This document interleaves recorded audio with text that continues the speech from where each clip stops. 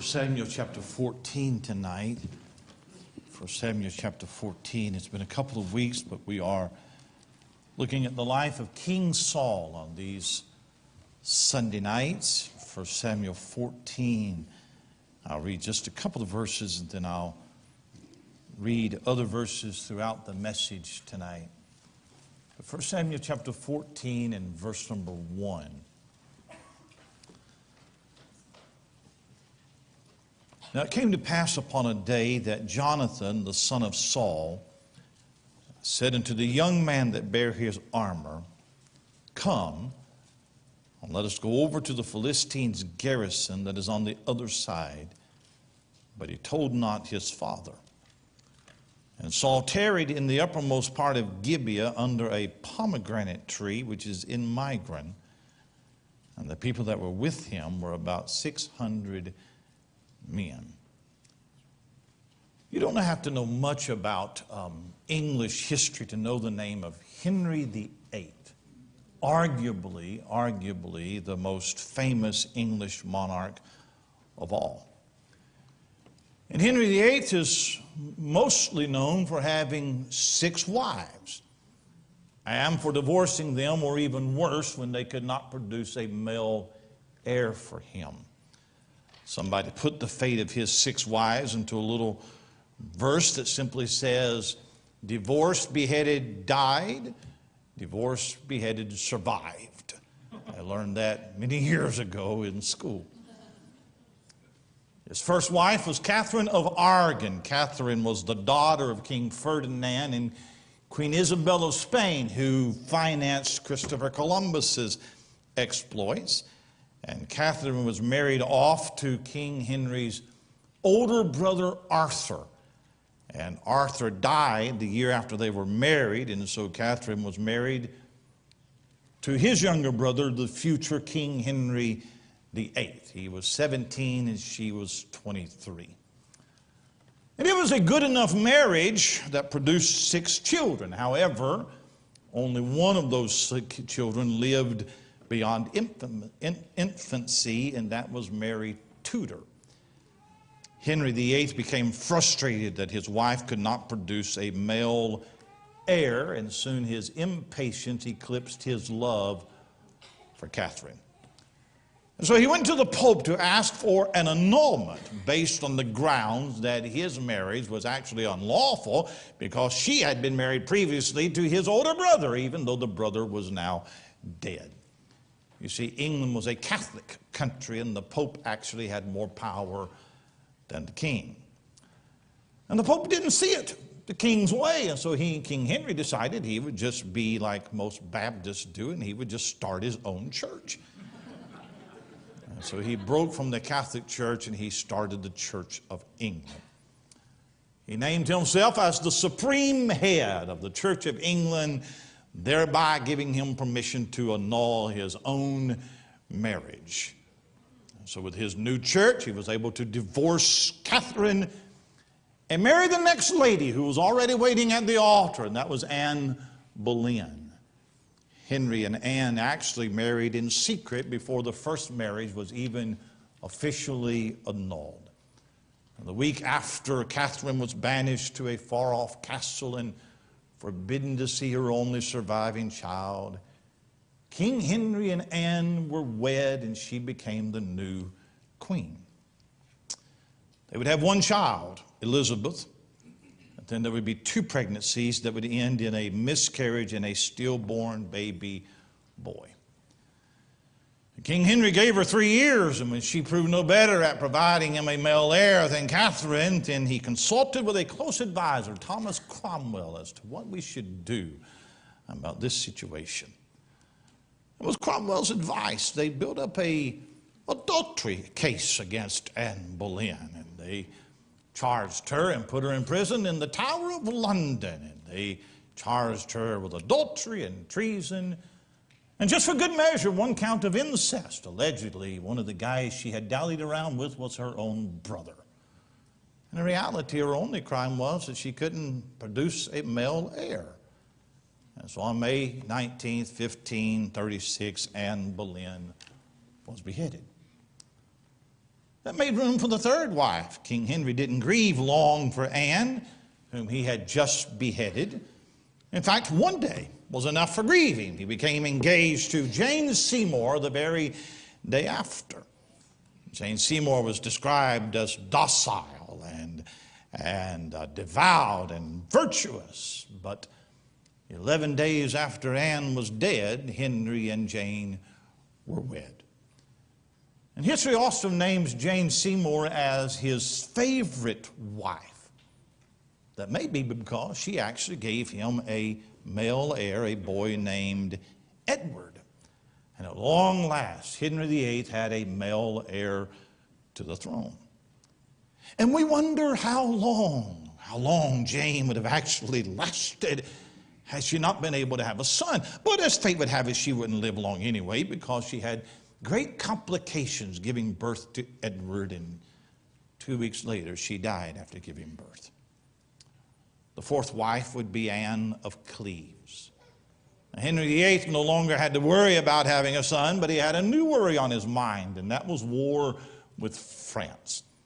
You see, France was a Catholic country.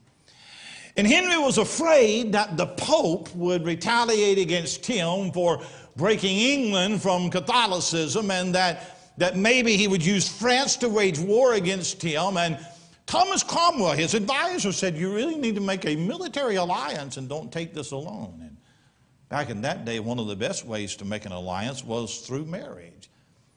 So Henry said, I need to get me a girl from the very powerful Protestant country of Germany. I need to marry a German girl, and it will be a great political alliance. Anne of Cleves, she came from a very prominent and a very powerful family. And marrying her would make for a very strong political coalition between England and Germany. Now, the only problem was that Henry and Anne had actually never met. They didn't have Facebook and FaceTime, and they'd actually never seen each other. You don't want to really go into a marriage sight unseen. And so they hired a court painter who went to Germany and painted a portrait of Anne and brought it back to Henry. And Henry liked the picture well enough and said, that's good, we will get married. And when Anne of Cleves came in person, he decided he actually liked the picture better than he did the person. They went through with the marriage for political reasons. They never consummated the marriage.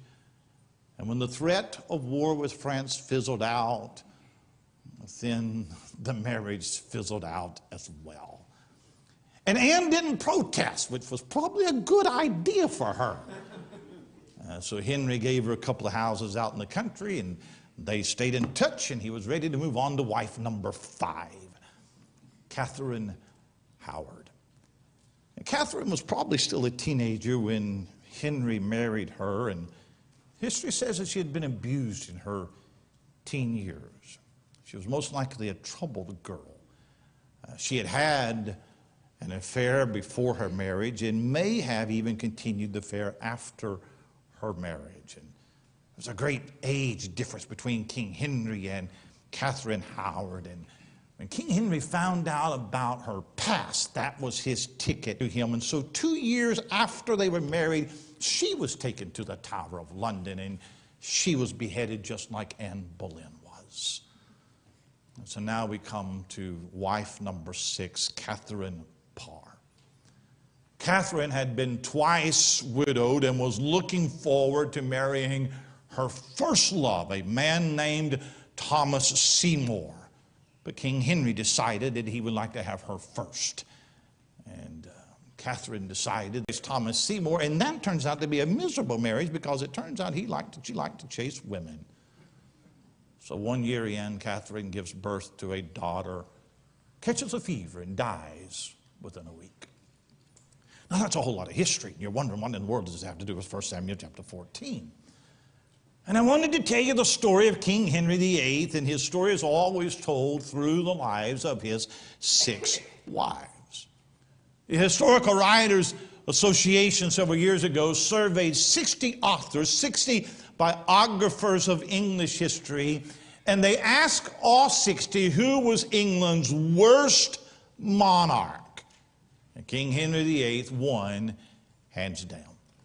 he is constantly taking England to war with Scotland and with France. And when he broke from the Catholic Church, he reinvented himself as a Protestant. He raided all of the monasteries in England and took all of their treasury and transferred it into his own personal coffers. And then he went on a purge, and he started executing and cutting heads off of anybody that disagreed with him. In fact, even Thomas Cromwell, his trusted counselor, didn't escape. You see, Thomas Cromwell was the guy that arranged the marriage with Anne of Cleves, who he had never seen. And when that marriage didn't work out, he didn't cut Anne's head off, but he did cut Thomas's head off. Old Thomas didn't escape. It's estimated that hundreds, if not thousands, of people were executed during the reign of King Henry VIII. He became paranoid. And with absolute power, it made him a very dangerous man. And when King Henry VIII died, his only son, Edward VI, would become the king. But Edward was only 9 years old. And Edward would die at the age of 15. And coming from the family that I have just described, having the kind of father that I have just described, what are the chances that Edward would be anything but a scoundrel? He had vice regents who would run things until he came of age, but as a young man, he would begin to reveal the kind of king that he would have become had he lived a longer life. And what are the chances that he would be just like his father? Like father, like son. But it was not to be so. He was raised by a very Protestant mother, and he soon became England's first true Protestant king. Now, we're not Protestants. We don't claim the Reformation as a true revival, but it did break Catholics' hold over England. And it did allow for the translation of our English Bible. So in his short 6 years as king, King Edward, through vice regents, enacted a number of measures that promoted Protestantism in England. He outlawed the Mass. He outlawed clerical celibacy. He ordered that all of the services be conducted in English and not Latin so people could understand what was being said. He oversaw the first publication of the Book of Common Prayer. And again, these are not Baptist things, but it's not the bloody reign of his father either. He's not just having heads chopped off. And from all indications from his very short life, Edward was as religious as his father was irreligious. We only have a few years as an example, the lost king of England or the boy king of Israel, but it looked like that Edward would not follow in his father's footsteps, and that the contrast between father and son could not be any more obvious than between King Henry and King Edward. In 1 Samuel chapter 14, we have another king and son contrasted side by side. And the contrast could not be more obvious. We've already seen glimpses of the character of Saul in the previous chapters, and it does not look good. But Jonathan is of a different spirit. He is of a different makeup. And Jonathan is everything that his father was not. And all of his successes only highlight all of his father's failure. You stand them side by side and you wonder, how can they even be related? There's a contrast. The stories of 1 Samuel 13 and 14 actually run together as one episode. After an initial victory in chapter 11 with the Ammonites, Saul has enjoyed a good start as king. But things quickly turn sour in chapter 13 when Jonathan decides to attack a Philistine garrison, and essentially all that he does is he wakes a sleeping bear.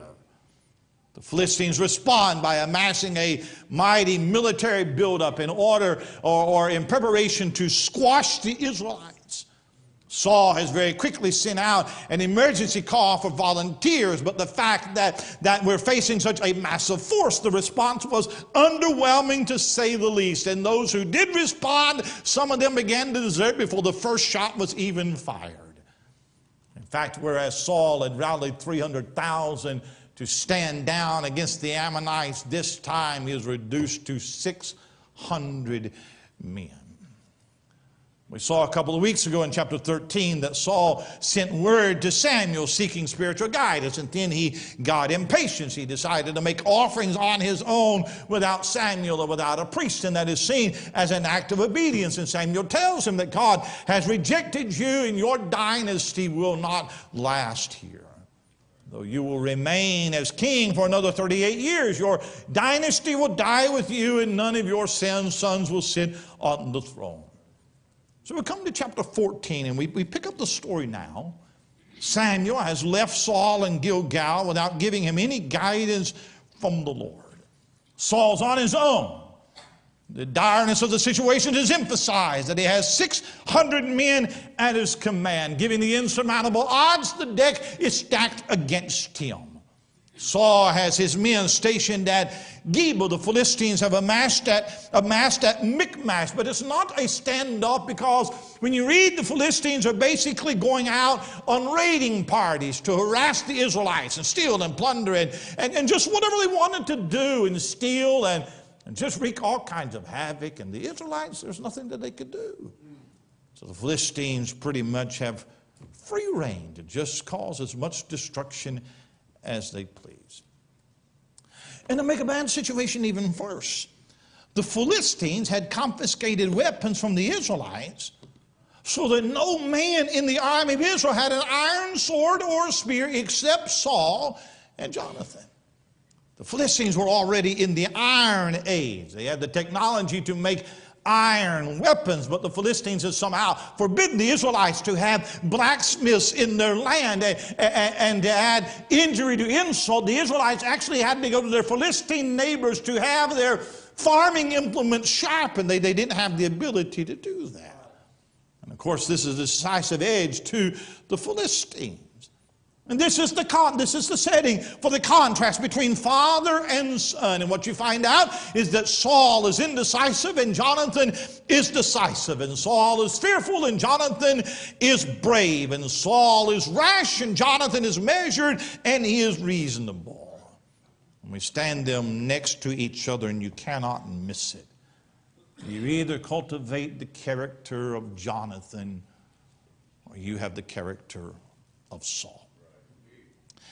I don't have time to read all of chapter 14 tonight. You're going to have to go home and you're going to have to read it. But in the battle that takes place in chapter 14, there are three contrasts between Saul and Jonathan, like father, unlike son. The first is that there is a contrast between courage and cowardice. Look, if you would, in chapter 14, we read the first two verses. Look at verse number 4, or verse number 3. Ahiah, the son of Ahitub, Ichabod's brother, the son of Phinehas, the son of Eli, the Lord's priest in Shiloh wearing an ephod. And the people knew not that Jonathan was gone.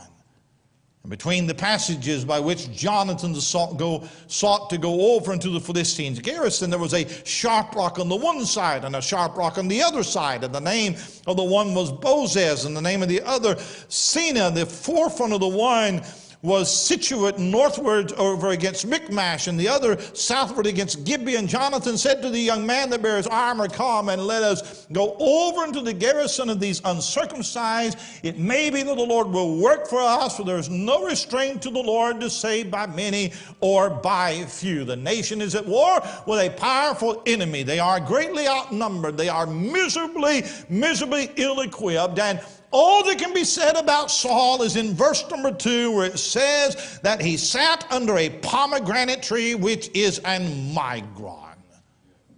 He's out of the sun and he's safely out of the reach of the Philistines.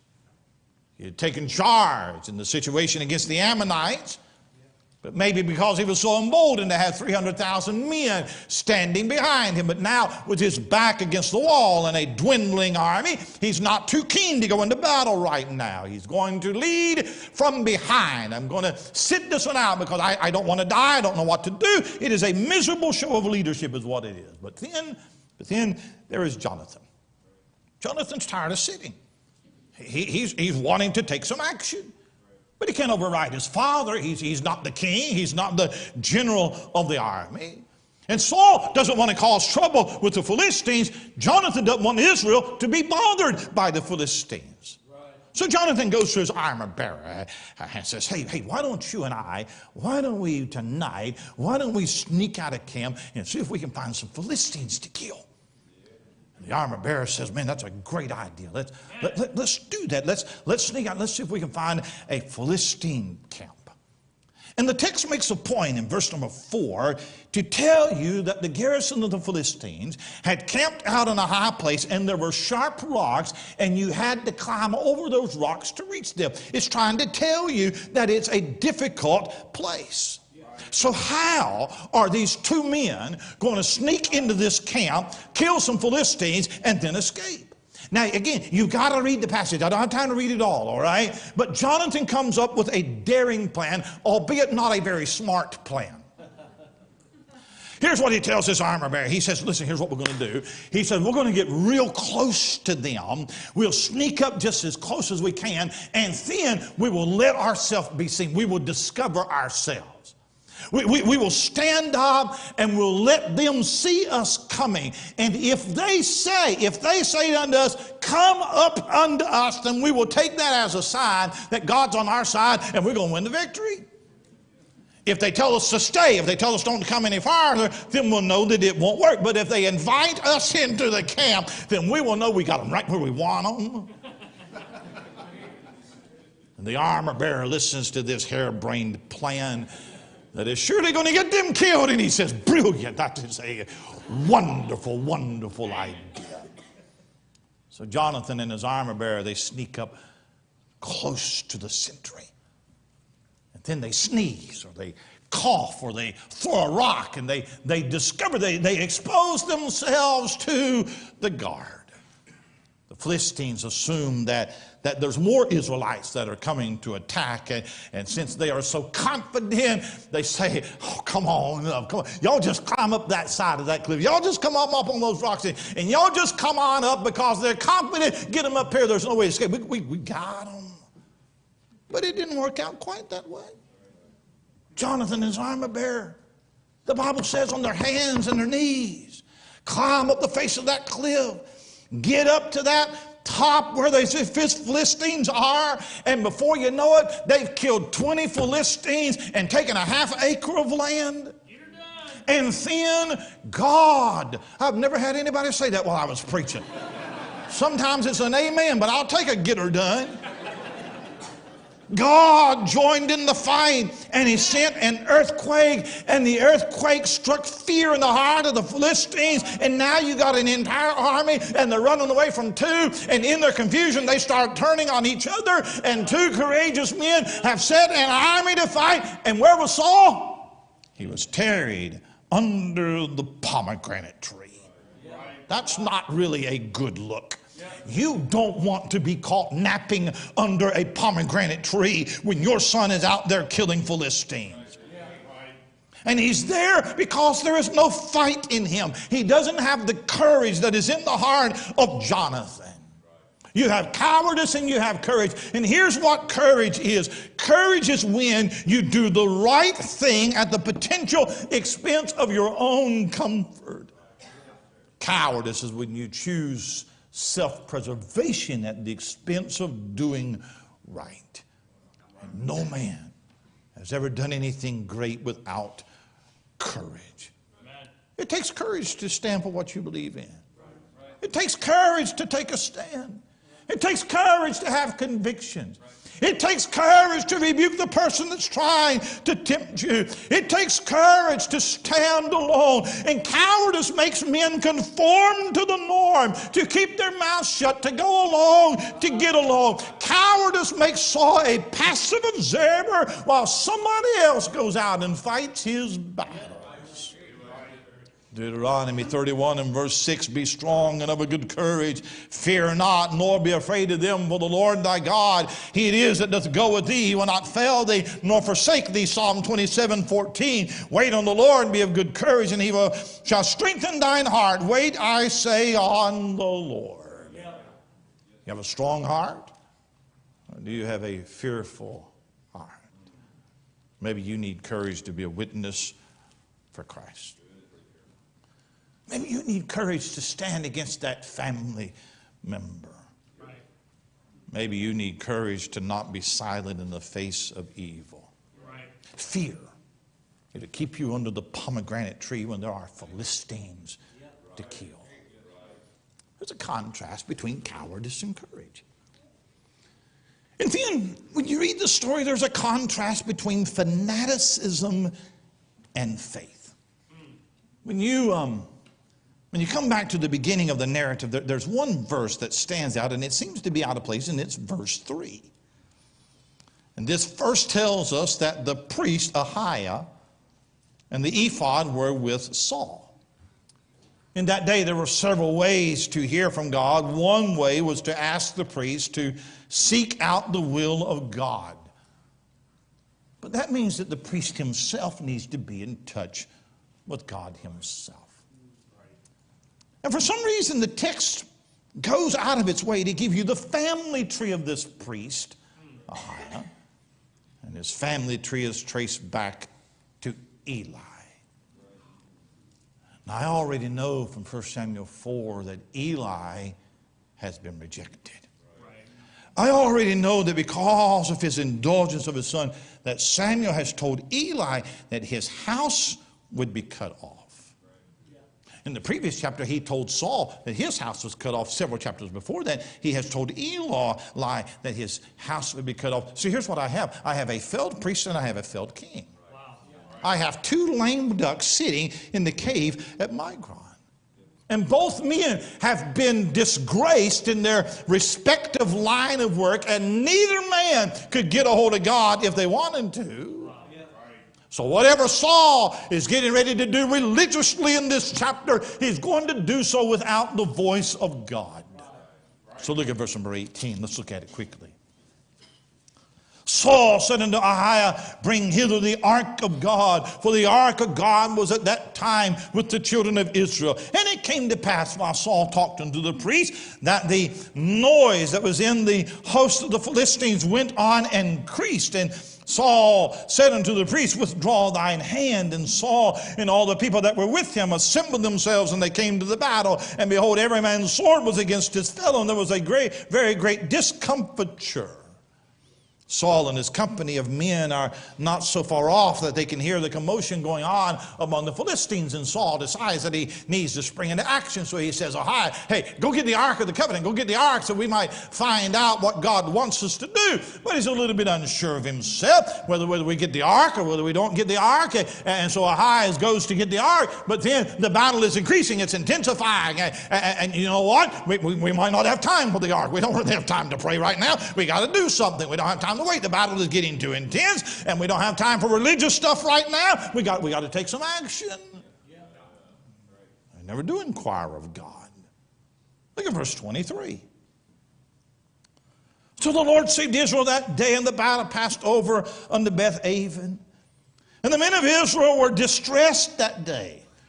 For Saul had adjured the people, saying, cursed be the man that eateth any food until evening, that I may be avenged on mine enemies. So none of the people tasted any food, and all they of the land came to a wood, and there was honey upon the ground. And when the people were come into the wood, behold, the honey dropped, but no man put his hand to his mouth, for the people feared the oath. The Philistines are on the run, and Saul's going to take advantage of the opportunity, and his men are going to chase after the enemy. And right in the middle of the battle, Saul decides to impose a fast on the army. That's spiritual. Nobody gets to eat. Nobody gets to eat until I am avenged of mine enemies.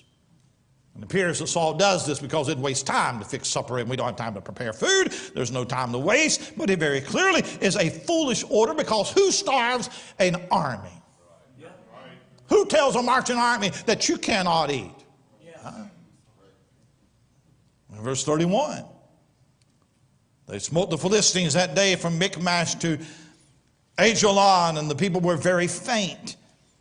And the people flew upon the spoil, and took sheep and oxen and calves, and slew them on the ground. And the people did eat them with the blood. Then they told Saul, saying, behold, the people sin against the Lord, in that they eat with the blood. And he said, ye have transgressed. Roll a great stone unto me this day. And Saul said, disperse yourselves among the people and say unto them, bring me hither every man his ox and every man his sheep, and slay them here and eat, and sin not against the Lord in eating with the blood. And all the people brought every man his ox with him that night and slew them there. And Saul built an altar unto the Lord. The same was the first altar that he built unto the Lord. The army dutifully obeys the orders of Saul, but by the end of the day they are starving and they're faint. So now they come upon the cattle and the oxen that have been left behind by the Philistines, and they are so hungry that they kill the cattle and they eat, but they don't take time to properly prepare it. The Jews are forbidden to eat blood. They couldn't eat rare steak. They couldn't have blood in it. But they're so hungry, they're so famished, that they just skip that. They just eat it, blood and all. And somebody tells Saul, and instead of knowing that your foolish orders have become a stumbling block to the people, he takes the high road. He decides we're going to make an atonement for the sin. And the Bible says that he built an altar, and it makes a point to tell you it is the first altar that he built unto the Lord. And the writer doesn't seem to be very impressed with his altar. The reason I say that is because verse 36. Saul said, let us go down after the Philistines by night and spoil them until the morning light, and let us not leave a man in them. And they said, do whatsoever seemeth good unto thee. And said the priest, let us draw near hither unto God. And Saul asked counsel of God, shall I go down after the Philistines? Wilt thou deliver them into the hand of Israel? But he answered him not that day. He's so emboldened by his initial victory, he decides, I want to keep pushing. Why don't we stop and pray about the decision that we've already made to do it? He finally asks counsel of God, and God says nothing to him. It seems as if the altar that he just built was built in sincerity. God would have answered it. God's not impressed with the altar either. So Saul said, draw ye near hither, all the chief of the people, and know and see wherein this sin hath been this day. God's not talking to us. Somebody has sinned. There's sin in the camp. And throughout the process of casting lots, Jonathan is identified as the culprit. He says, Jonathan, what have you done? You're my son. But if you have sinned, if you are the guilty party, I have such holy and righteous zeal and indignation that I will even have you put to death to prove how righteous that I am. The only thing that Jonathan was guilty of was he ate a little bit of honey in the wood, and he didn't even know about his father's orders when he did. And if he had known, he probably would not have complied. But Saul is a fanatic. He is super pious. He is super spiritual. Jonathan has embarrassed him. Nobody thought it was a good idea to fast while we were on a battle. And Jonathan has proven how silly an idea that it was. And Saul has to save face, and that's all that his religion is to him. It is a farce. So Jonathan must die for eating honey. Now I'm rushing through it, all right? I really am. But you put it all together, and you can easily see that all of these religious things that Saul is doing, it is not faith, it is fanaticism. When something is wrong, he automatically assumes it is somebody else. He already suspects Jonathan because he says, even if it be Jonathan, my son. And did you catch how that he announces the punishment before the crime has even been confessed? What if what somebody did was not a big deal? What if it wasn't something that deserved it? I don't know, something like eating honey. What if it was something like that? But a fanatic is in extremes. He will chop your head off for the slightest offense if it bolsters his pious image. He would rather sacrifice his son than ever admit his own foolishness. Saul is a zealot, but he's out of touch with God. All of his blustering and all of his chest pounding and all of his righteous indignation, it is nothing but a fanatical show. There is no faith. There is no waiting or trusting on God. And I've rushed through the scene, but when you read and you go back through it, you are not impressed with a spiritual man. He does religious things, but he is not spiritual. Not one time does God speak to him in this chapter. He is like a lost man that's all out on an island all by himself. Everything's impulsive and impetuous. Go get the iron. Let's have a fast. Somebody's got to die. Let's chop some. That's how he is. What about Jonathan? I love verse 6. I love verse 6. Here's what Jonathan says. He said to the young men that bear his armor, come, let us go over into the garrison of these uncircumcised. It may be that the Lord will work for us, for there is no restraint to the Lord to save by many or by few. What an attitude. Yeah. Who wouldn't want a man like that on your side? And what about that armor bearer? Oh, I like that armor bearer. He says, do all that is within thine heart. Behold, I am with thee according to thy heart. Jonathan doesn't blow a trumpet. He doesn't make an announcement. There is no fanfare. He doesn't wave any banners. He simply sneaks out of camp and he doesn't tell anybody what he's doing. He just gets one man and says, let's just go see if God's in this thing. Let's see if God will give us a victory. Let's see if we can do something for God. Let's see if we can win a victory for the Lord.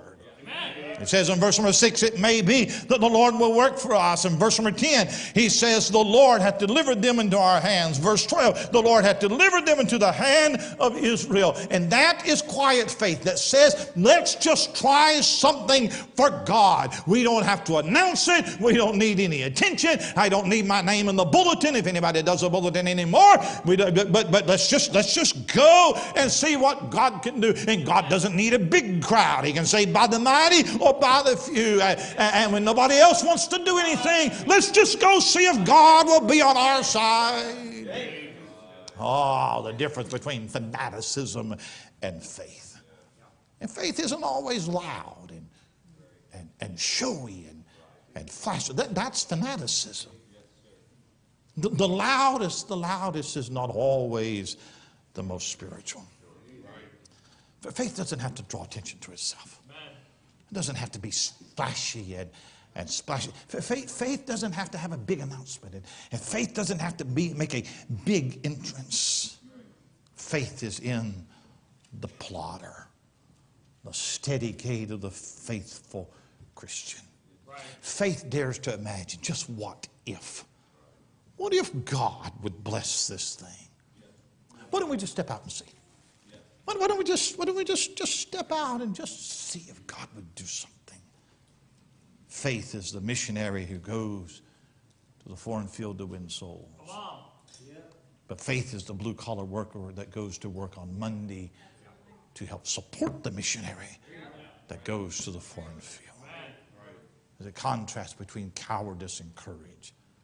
And there's a contrast between fanaticism and faith. I'm going home, but before I do, there's a third contrast. There's a contrast between selfishness and selflessness. You can see it at every turn. I'll point it out to you in just one verse, verse 24. Just verse 24. The men of Israel were distressed that day. For Saul had adjured the people, saying, cursed be the man that eateth any food until evening, that I may be avenged on mine enemies. You're a selfish man if you think this is about you. You're a selfish man if you would sacrifice your children for your own career. You're a selfish man if you would hurt others to keep yourself from looking bad.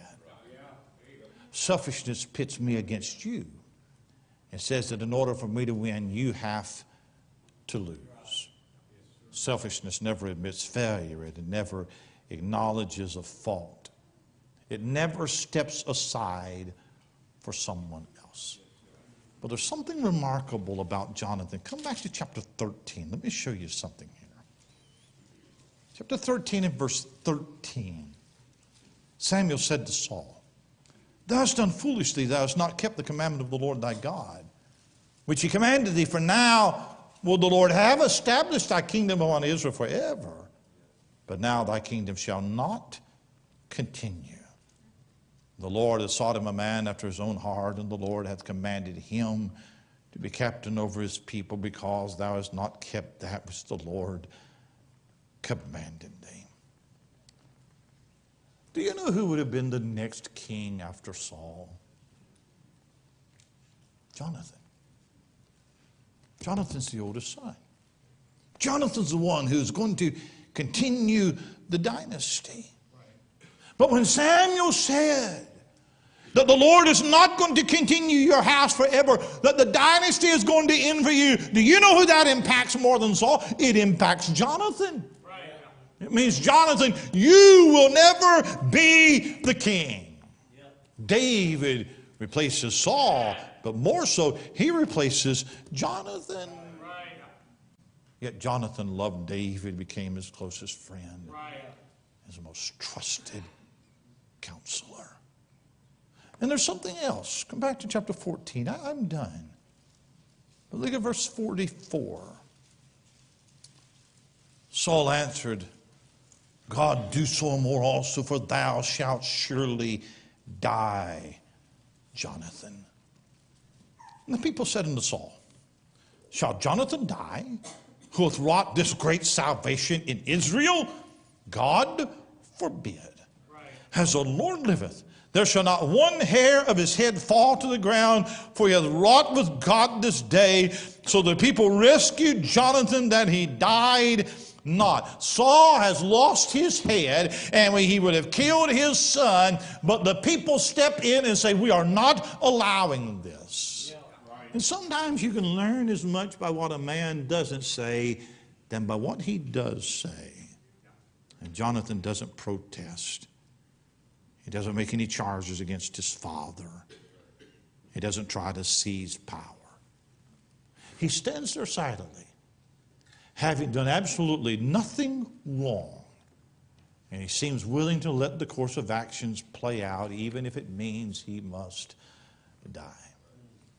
Jonathan has rescued Israel with his daring, and now Israel rescues Jonathan, and Saul has rescued no one.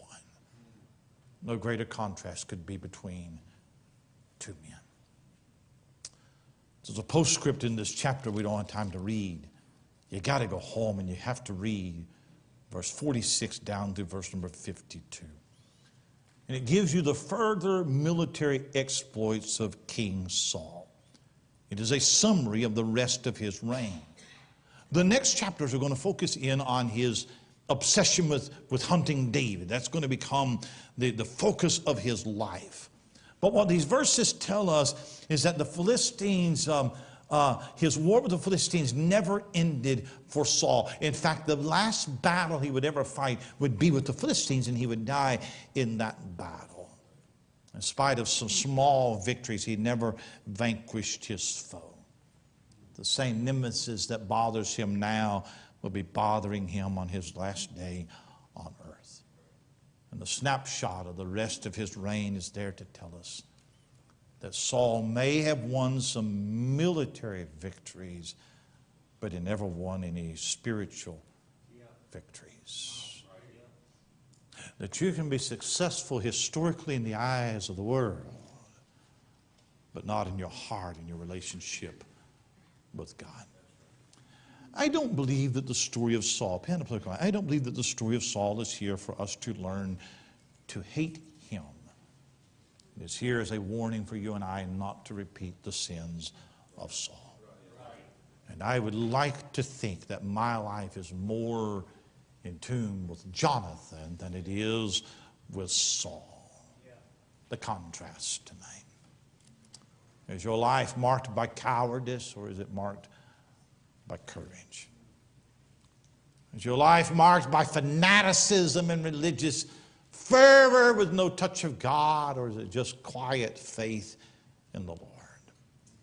Can you truthfully say selfish or selfless, even willing to die?